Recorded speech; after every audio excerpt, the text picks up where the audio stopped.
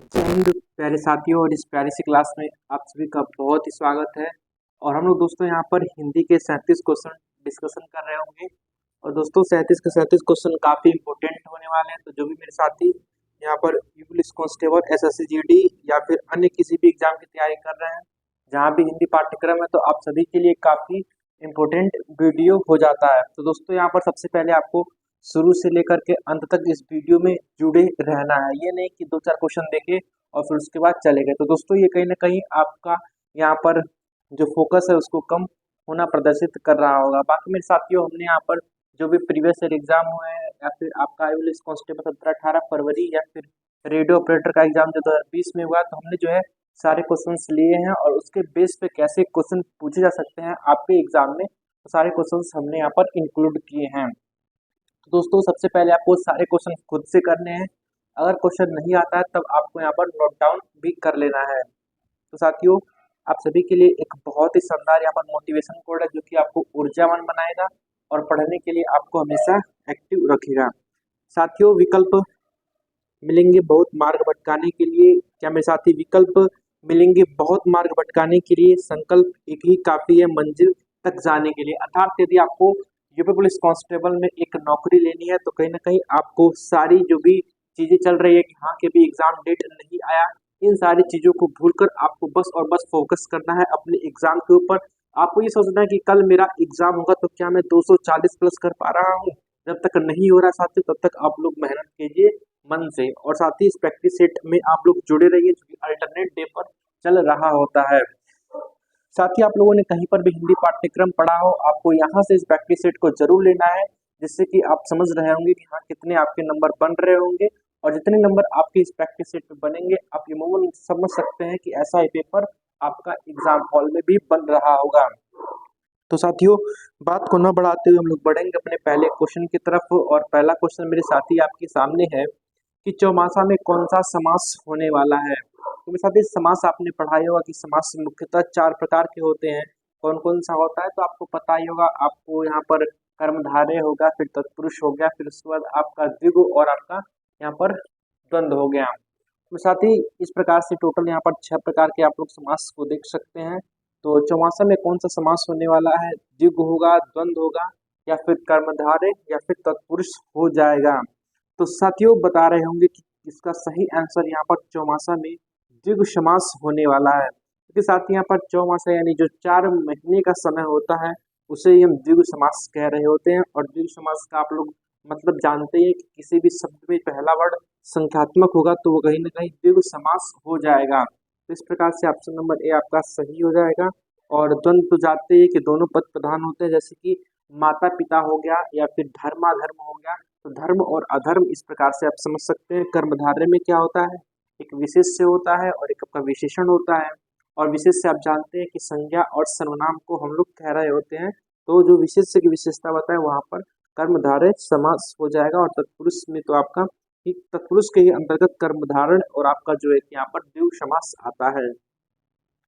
अगला प्रश्न आपके सामने है जो कि विलोम शब्द से है। और साथ ही आपके भी एग्जाम में लगभग 2 क्वेश्चन यहाँ पर विलोम शब्द के पूछे जाएंगे।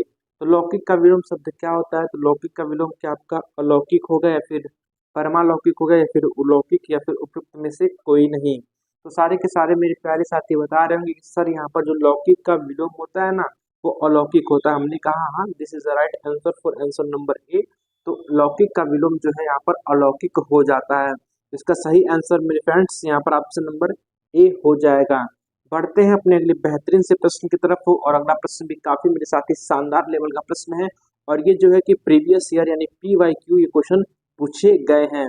साथियों, ये जो क्वेश्चन है PYQ है, अच्छा क्वेश्चन है कि व्यर्थ का डैश मत कीजिए। तो व्यर्थ का क्या मत कीजिए?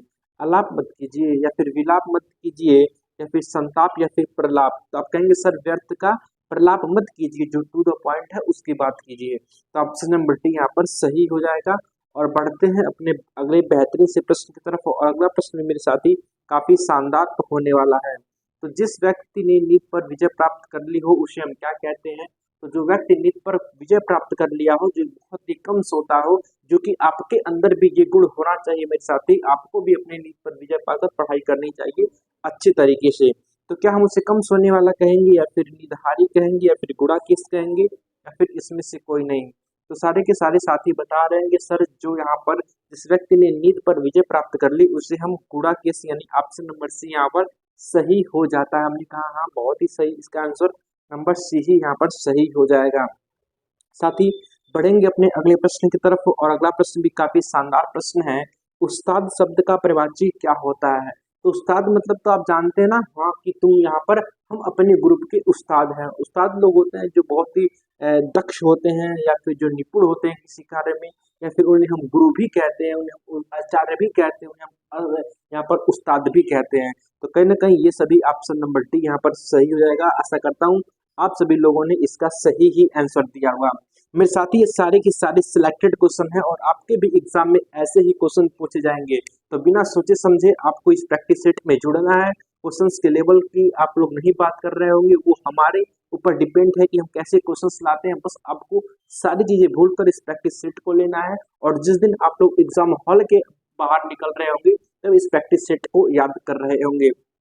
मेरे साथ ही अगला प्रश्न है, निम्न में कौन यहाँ पर गुणवाचक विशेषण नहीं है? तो गुणवाचक विशेषण आप लोग तो साथी जानते हैं ना कि सबसे पहले हम इस विशेषण की बात करेंगे। तो विशेषण क्या होता है मेरे साथी? विशेषण वो होते हैं जो विशेष्य की विशेषता बताता हो। जैसे मेरे साथी आपका हुआ अच्छा लड़का, आप लोग लिखते हैं ना, यहाँ पर हमने लिख दिया साथी, यहाँ पर अच्छा लिख दिया, और हमने यहाँ पर लड़का लिख दिया। तो आप लोग बताइए कि लड़का क्या है? तो आप लोग सब कहेंगे सर यहाँ पर लड़का यहाँ पर एक प्रकार की संज्ञा हो जाती है। तो हमने कहा ठीक है, तो लड़का तो संज्ञा है, लेकिन ये अच्छा क्या है? तो आप कहेंगे सर लड़का ये तो संज्ञा होगा, लेकिन जो अच्छा है ना ये विशेषण है। हमने कहा क्यों? क्योंकि लड़का का विशेषता बता रहा है ना कि हाँ ये लड़का जो है अच्छा लड़का है, तो ये आपका विशेषण हो जाता है। तो इसी का हमने बता दिया, विशेषण का मतलब ये हो गया।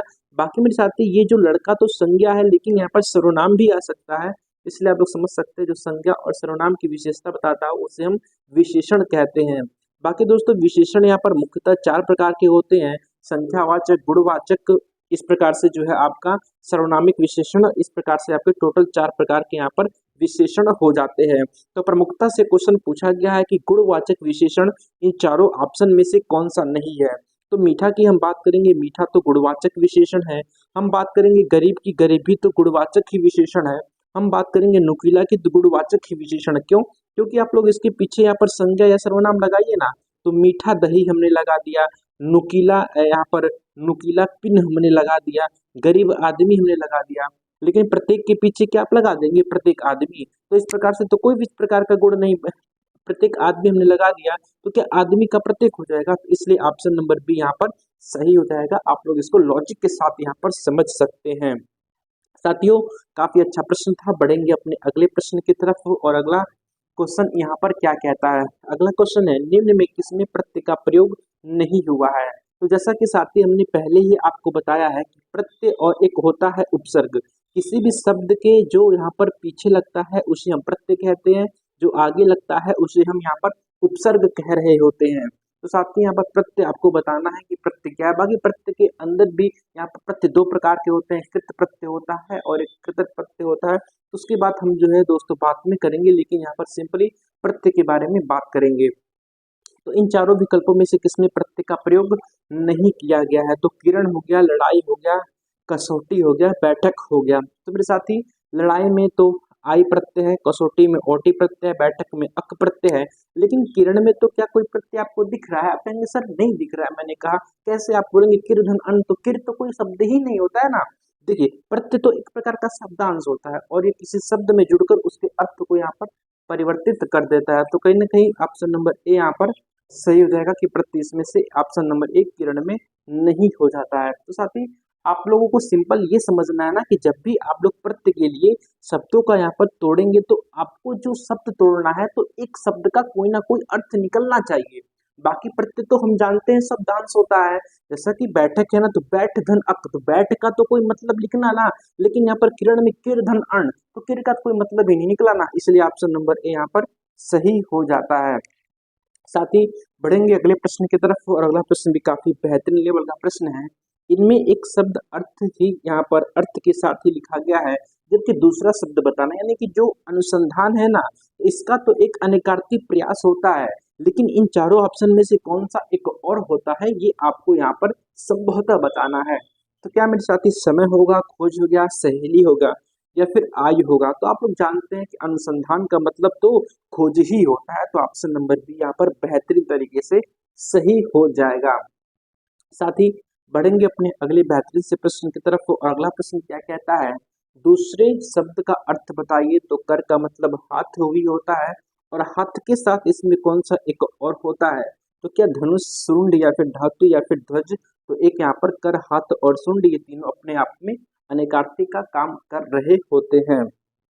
साथ ही अगला प्रश्न भी काफी बेहतरीन प्रश्न है और ये प्रीवियस ईयर में पूछा गया प्रश्न है कि उल्लास में कौन सा यहाँ पर संधि विच्छेद होने वाला है। तो संधि आपने पढ़ा होगा कि संधि संभवतः तीन प्रकार के होते हैं, आपका एक स्वर हो गया, व्यंजन हो गया और आपका विसर्ग हो गया। तो ये तो आप लोग बेसिक नॉलेज को जानते ही होंगे। तो उल्लास में कौन सा संधि होने वाला है? तो ऑप्शन नंबर डी उद्धनलास यहाँ पर हो जाएगा। बढ़ेंगे अपने अगले बेहतरीन से प्रश्न की तरफ। मेरे साथ ही अगला प्रश्न कहता है कि इनमें से किसमें यहाँ पर सम उपसर्ग का प्रयोग किया गया? जैसा कि मैंने आपको पहले बताया कि जो उपसर्ग होते हैं वो कहीं ना कहीं किसी भी शब्द के पहले यहाँ पर लग रहे होते हैं। तो क्या यहाँ पर सन्मास, सुंदर या फिर सुगम या फिर संग्रह में कौन से में यहाँ पर सम उपसर्ग है? तो ऑप्शन नंबर डी आप लोग देखेंगे तो यहाँ पर समदनग्रह यहाँ पर हो जाएगा। ऑप्शन नंबर डी यहाँ पर सही होने वाला है। क्वेश्चन नंबर अगला मेरे साथियों काफी बेहतरीन प्रश्न है कि तत्सम शब्द यहाँ पर आदित्यवार का तद्भव यहाँ पर क्या होने वाला है? तो क्या यहाँ पर आदिवार हो गया या फिर इतवार हो गया, फिर दिनवार हो गया या फिर आपका इनमें से कोई नहीं हो जाएगा? तो साथ ही यहाँ पर जो आदित्यवार होता है इसका जो तद्भव होता है ना वो इतवार हो जाता है। ऑप्शन नंबर बी यहाँ पर बेहतरीन तरीके से सही हो जाएगा। साथ ही बढ़ते हैं अपने अगले प्रश्न की तरफ और अगला प्रश्न आपके सामने है और काफी बेहतरीन लेवल का प्रश्न है कि कैवल्य का प्रवाची क्या होने वाला है? तो प्रवाची से मेरे साथी जो यूपी पुलिस कांस्टेबल है ना उसमें कम से कम 2 प्रश्न प्रवाची से पूछे जाएंगे, क्योंकि 17-18 फरवरी को भी प्रवाची से 2 प्रश्न यहाँ पर पूछे गए थे। किसी किसी शिफ्ट में 1 प्रश्न भी पूछा गया था। तो मेरे साथी कैवल्य का प्रवाची क्या अकेला हो गया, निर्वाण हो गया या फिर केवल हो गया या फिर उनमें से कोई नहीं? तो साथ ही आप लोग कह रहे होंगे जो कैवल्य का जो यहाँ पर प्रवाची होता है वो निर्वाण होता है, नहीं कहते जिसे कैवल्य प्राप्त हो गया यानी कि इसका निर्वाण हो गया, इसका मतलब निर्वाण हो गया। ठीक है, अगला प्रश्न मेरे साथी काफी बेहतरीन है कि गौड़ शब्द का सही विलोमार्थी कौन सा होने वाला है? तो गौड़ का क्या अनिवार्य होगा, मुख्य होगा, सामान्य होगा या फिर विशेष होगा? तो आप लोग बता रहे हैं सर जो गौड़ का यहाँ पर विलोम होता है ना वो मुख्य होता है। हमने कहा हाँ गौड़ का जो है कि मुख्य ही यहाँ पर विलोम हो जाएगा, जिसका सही आंसर ऑप्शन नंबर बी हो जाता है। साथियों बढ़ेंगे अपने अगले बेहतरीन से प्रश्न की तरफ। अगला प्रश्न आपके सामने है कि इनमें से शुद्ध वाक्य कौन सा है? तो एसएससी जीडी वालों के लिए काफी इंपॉर्टेंट है और भी पुलिस कांस्टेबल में भी यहाँ से 1 से 2 प्रश्न पूछे जाएंगे। तो शुद्ध वाक्य बताना है तो मैं आपके प्रति श्रद्धा करता हूँ, तो मैं आपके प्रति श्रद्धा करता हूँ या फिर मैं आपके प्रति श्रद्धा प्रदान करता हूँ। तो प्रदान करना तो मेरे साथी क्या होता है? कुछ नहीं होता है। मैं आपके प्रति श्रद्धा रखता हूँ या फिर मेरी आप पर श्रद्धा है। तो मेरी आप पर श्रद्धा है ये भी होने का कोई चांस नहीं है। तो क्या साथी मैं आपके प्रति श्रद्धा करता हूँ या फिर मैं आपके प्रति श्रद्धा रखता हूँ? तो श्रद्धा रखी जाती है कि नहीं जाती मेरे साथी? तो ऑप्शन नंबर सी यहाँ पर सही हो जाएगा। अगला प्रश्न है शुद्ध वाक्य का चयन कीजिए। भारत में अनेक जाति हैं या फिर अनेक, यहाँ पर भारत में अनेकों जातियां हैं। तो मेरे साथी अनेक ही अपने आप में बहुवचन है, तो अनेकों तो यहाँ पर अपने आप ही गलत हो जाएगा और अनेक बहुवचन के रूप में काम करता है। तो भारत में अनेक जातियां हैं, ऑप्शन नंबर सी यहाँ पर काफी बेहतरीन तरीके से यहाँ पर सही हो जाता है। आशा करता हूँ आप सभी ने भी इसका सही आंसर दिया होगा। मेरे साथ ही बढ़ेंगे अगले प्रश्न की तरफ। जो सब कुछ जानता हो उसे हम क्या कहते हैं? तो जो सब कुछ जानेगा उसे हम सर्वज्ञ कहते हैं। भैया बहुत विद्वान है, ये तो सब कुछ जानता है। और अज्ञ क्या होता है? जो यहाँ पर कुछ नहीं जानता है। और मेरे साथ ही विशेषज्ञ जो बहुत ही विशेष कृतज्ञ या फिर जो करता हो, जो कृतज्ञ को मानता हो, जो किए गए उपकार को मानता हो उसे हम कृतज्ञ कह रहे होते हैं। साथ ही अगला प्रश्न है जिसकी गर्दन सुंदर हो तो उसके लिए हम क्या कहते हैं? क्या उसको हम सुदर्शन कहेंगे, सुगरवंदन कहेंगे, सुग्रीव कहेंगे या फिर सुगत कहेंगे? तो मेरे साथ जिसकी गर्दन सुंदर होती है उसको हम यहाँ पर सुग्रीव कह रहे होते हैं। ऑप्शन नंबर सी यहाँ पर सही हो जाएगा। दोस्तों बढ़ेंगे अपने अगले प्रश्न की तरफ और अगला प्रश्न मेरे साथी क्या कहता है तो अगला प्रश्न है, निम्नलिखित व्यक्तियों में से कौन सा यहाँ पर रस होने वाला है। तो यहाँ पर प्रश्न है, हे जीवितेश उठो उठो, यह नींद कैसी घोर है, क्या तुम्हारे योग्य यह तो भूमि सेज कठोर है। मतलब यहाँ पर आप लोग पढ़ के समझ सकते हैं कि हाँ, हे जीवितेश उठो उठो, यह नींद कैसी घोर है, क्या तुम्हारे योग्य यह तो भूमि सेज कठोर है। तो कहीं ना कहीं मेरे साथ यहाँ पर आपका शोक की बात की जा रही है कि बहुत कठोर है या फिर घोर है। तो ऑप्शन नंबर सी यहाँ पर आप लोगों का करुण रस हो जाएगा, जिसका स्थायी भाव यहाँ पर शोक हो जाता है। तो ऑप्शन नंबर सी इस प्रकार से आप लोग बेहतरीन तरीके से बता देंगे। साथ ही अगला प्रश्न है यहाँ पर, गुणवान का यहाँ पर स्त्रीलिंग क्या होता है। तो आप लोग जानते हैं हिंदी में दो प्रकार के लिंग होते हैं, एक तो स्त्रीलिंग हो जाएगा, एक तो आपका पुल्लिंग हो जाएगा। तो गुणवान का आप लोग देखेंगे तो आन आएगा लास्ट में। तो आन का जो है हम लोग स्त्रीलिंग बदलते समय इसको हम बड़ी ई में बदल देते हैं, अन को यहाँ पर बड़ी ई में बदल देते हैं। तो गुणवान का यहाँ पर गुणवती, ऑप्शन नंबर यहाँ पर बी सही हो जाएगा। तो साथ ही यहाँ पर गुणवान का तो हो गया ऑप्शन नंबर बी, और हम बढ़ेंगे आगे की ओर। साथियों अगला प्रश्न भी काफी यहाँ पर बेहतरीन है, दही शब्द का लिंग क्या है। बहुत सारे स्टूडेंट्स इसको बार बार गलती करते हैं, लेकिन सारी कन्फ्यूजन्स को हम आज खत्म कर रहे होंगे। साथ ही सबसे पहले जो दही का लिंग है वो कहीं ना कहीं पुल्लिंग होता है, क्योंकि दही अच्छा है। ठीक है साथी, दही अच्छा है तो पुल्लिंग हो जाएगा। लेकिन मेरे साथी आप लोग ये फैक्ट याद रखेंगे, जो दूध के जितने भी प्रोडक्ट होते हैं वो सारे के सारे यहाँ पर पुल्लिंग हो रहे होते हैं, सिर्फ और सिर्फ छाछ को छोड़ के। साथियों छाछ एक स्त्रीलिंग होता है, बाकी सारे दूध के प्रोडक्ट से यहाँ पर आपके पुल्लिंग होते हैं। इस चीज को आप लोग हमेशा याद रखिएगा। और दोस्तों यहाँ पर प्रश्न ये बार बार पूछे भी जाते हैं। अगला प्रश्न है, निम्न में किसका प्रयोग यहाँ पर सदा बहुवचन में होता है। तो क्या दवा, नदी, पुत्र या फिर दर्शन। तो मेरे साथी हम दर्शन को गए, तो दर्शन का प्रयोग सदा यहाँ पर बहुवचन के ही रूप में होगा। दर्शन हो गया, प्राण हो गया, इन सभी का प्रयोग यहाँ पर सदा बहुवचन के रूप में होता है। और यूपी पुलिस कांस्टेबल 17-18 फरवरी को मेरे साथ यहाँ से बहुवचन के रूप में यहाँ पर एक प्रश्न यहाँ पर पूछा गया था, वो एक बेहतरीन लेवल का प्रश्न पूछा गया था। मेरे साथ ही बढ़ेंगे अगले प्रश्न की तरफ। अगला प्रश्न है, अनुज ने रीना को मारा, रेखांकित पद में कौन सा कारक है। तो अनुज ने रीना को मारा, तो यहाँ पर अनुज ने, तो कर्ता ने, तो यहाँ पर कर्ता के द्वारा काम किया जा रहा है, कर्ता कौन है, अनुज है। तो यहाँ पर ऑप्शन नंबर सी सही हो जाता है। साथ ही बढ़ेंगे अगले प्रश्न की तरफ, निम्न में से भविष्य काल का कौन सा उदाहरण है। तो भविष्य काल तो आप जानते हैं जो घटनाएं भविष्य में होने वाली हो। तो कल मैं अपनी बुआ के यहाँ गया था, तो गया था तो ये तो भूतकाल हो गया मेरे साथी। आज बारिश हो सकती है, तो मेरे साथी ये सही है, आज बारिश हो सकती है। तो ऑप्शन नंबर बी यहाँ पर सही हो जाएगा। पढ़ेंगे अपने अगले प्रश्न की तरफ।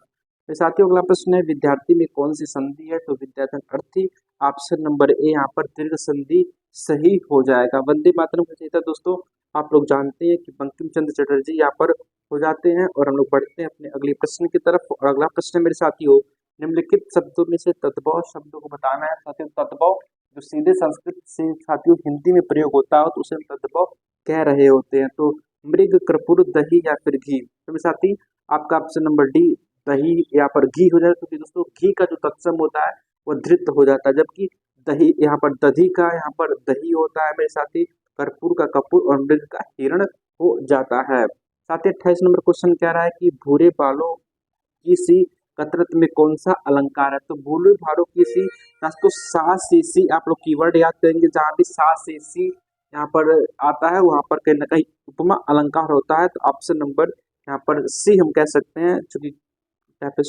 ऑप्शन नंबर सी यहाँ पर उपमा अलंकार सही हो जाता है। जबकि रूपक आप लोग जानते हैं, और यहाँ पर यमक के भी बारे में जानते हैं, रूपक जानते हो वर्ड है की यहाँ पर भेद रहित आरोप किया जाता है, वहां पर आपका रूपक अलंकार हो जाता है। बढ़ेंगे अपने अगले प्रश्न की तरफ। अगला प्रश्न मेरे साथी क्या है, वधु शब्द का बहुवचन क्या है। तो वधु का जो बहुवचन होता है मेरे साथी, तो क्या वधुई, या इसका जो मेरे साथी जो बहुवचन होगा वधुओं हो जाएगा। बाकी साल दर साल में कौन सा समास होने वाला है। साथ ही सात दर साल में आपका अव्ययभाव समास हो जाएगा, क्योंकि साथियों जो 4 दर साल का मतलब हो गया, यहाँ पर भी यहाँ पर उपसर्ग वाले शब्द आते हैं, या फिर दिनों दिन, रातों रात ऐसे शब्द आते हैं जिसमें यहाँ पर वर्ड का रिपीटेशन हो, तो वहां पर भी आपका अव्ययभाव यहाँ पर समास हो जाता है। तो ऑप्शन नंबर सी यहाँ पर सही हो जाएगा। दोस्तों बढ़ेंगे अगले प्रश्न की तरफ। अगला प्रश्न मेरे साथी आपके सामने है, यहाँ पर हुए जहाँ है हम मार्गचारी पित्त में कौन सा छंद है, तो हुए जहाँ है हम मार्गचारी।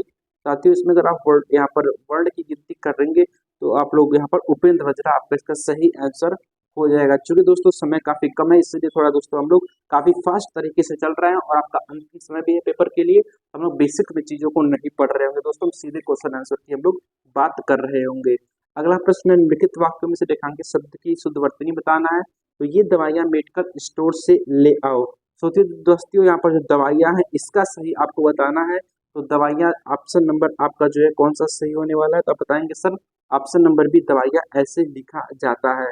साथियों अगला प्रश्न आपके सामने है, संज्ञा और सर्वनाम की विशेषता बताने वाले को क्या कहते हैं, तो उसको हम विशेषण कहेंगे। जैसा कि मैंने पहले ही बताया, सत्य बोलना परंतु कटु सत्य मत बोलना किस प्रकार का वाक्य है, तो साथियों ये आपका संयुक्त वाक्य हो जाएगा। बढ़ते हैं अगले प्रश्न की तरफ। और साथियों अगला प्रश्न भी काफी बेहतरीन है, काम का नाम बताने वाले शब्द को क्या कह रहे होते हैं। तो जो कर्म बताता है साथियों उसको हम कहीं ना कहीं आपका क्रिया कहेंगे या फिर विशेषण या फिर सर्वनाम या फिर यहाँ पर संज्ञा कह रहे होंगे।